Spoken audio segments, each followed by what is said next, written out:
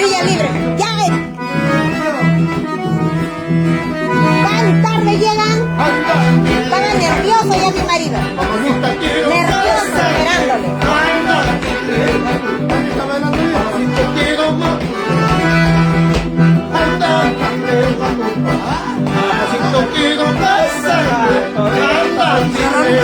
Cerrado. De Coracora. Sí. ¿No? Pasaporte necesita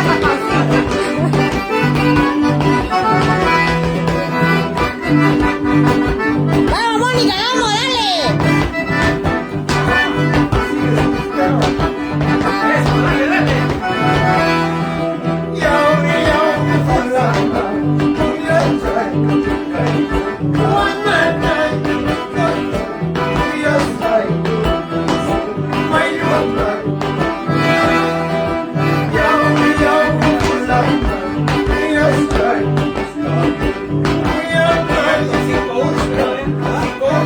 Cinco, no, nada, Mónica, no me vas a quedar mal, ¿ah?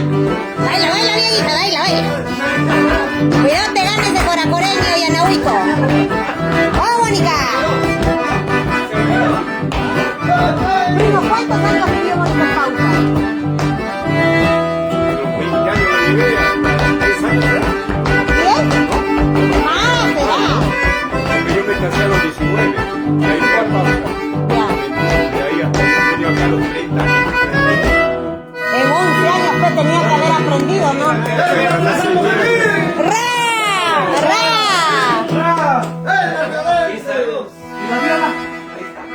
Salud, Mónica, salud. Aprendiste a bailar tu guay, ¿no?